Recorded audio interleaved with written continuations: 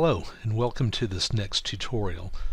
In this lesson we'll use the levels dialog to correct tone and color. The first thing we need to do in this old image, which is from the late 1960s, is to trim the border. So we'll open the crop tool. You can also use the keyboard shortcut, which is C. And let's open it. And then you can see the grid that we'll be working with, and we'll just pull each side down until we've got the white border area covered that we want to trim. And then once we have the crop tool where we want it, just hit the check mark and it'll say confirm. And now we can see, after we do this, we have a nice clean crop. Now the next thing we'll need to do is open a new adjustment layer, and we'll select levels. And if you recall, in the last lesson we used the levels dialog to improve an old faded black and white image. Now in this case we'll be using it a bit differently.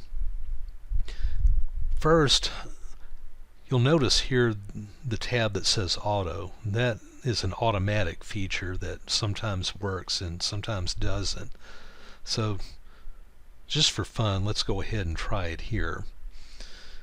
And once we press that, we can see that we made an adjustment, but it's a slight improvement, but it's not really what we're looking for. That's the good thing about learning to use levels, is you can make manual adjustments and they're much more accurate. So we'll reset it, and what we'll do is adjust each color channel individually. Now if you notice the tab that says RGB, RGB is a color model that stands for red, green, blue. That means that the image is made up of red, green, and blue light, and they're in varying amounts, resulting in the picture that you see. But what we'll do is adjust each color channel individually. So the first thing we do is open this, just click on the little arrow, and let's scroll down to red, and we can see the histogram for the red channel.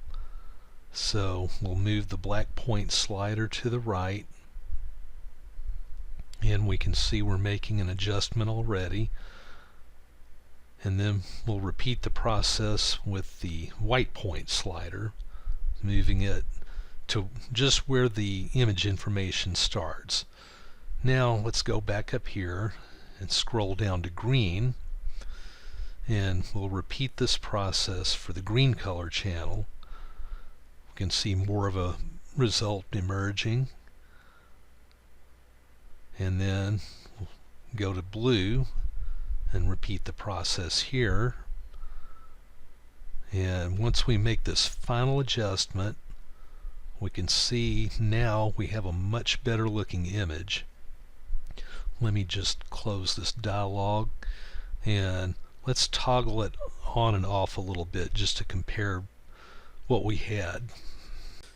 And you do this by clicking the eye icon next to the layer. So there we can see the before and after, and we've made quite an improvement.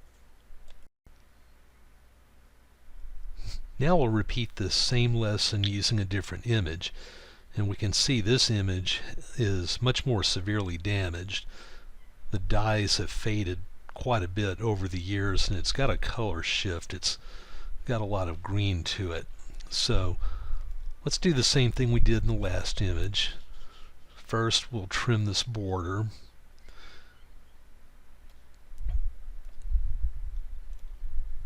and there's the fourth side. It's trimming away a little bit of the image, but that's okay. And we'll confirm, and now we have a nice clean crop. Now let's go to new adjustment layer, and we'll open levels again.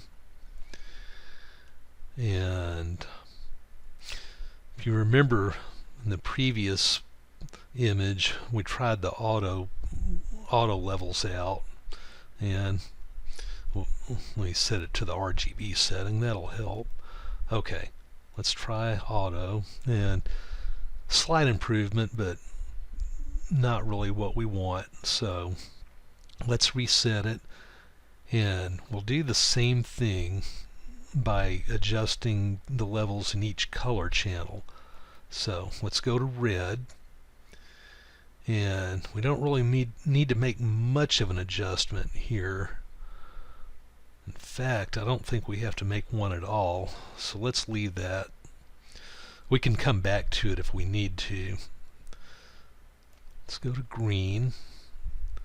Okay, so we see we do need to make a pretty major adjustment in this one. And then let's go to blue, and we'll repeat the process here. And let me go back to red. I'm going to make a slight adjustment in this. Okay, so now we can see, even though it's not perfect, it still has some color loss, but it's much better than it was. Let's toggle on and off just to see the before and after results. That's before and that's after. Now this image could be further improved using other adjustments, but for this lesson I just wanted to demonstrate how levels can correct even a severe image. Well, I hope you found this tutorial helpful, and in the meantime, if you'd like to see some examples of my work, just go to philipwittportfolio.pb.online/digital photo editing.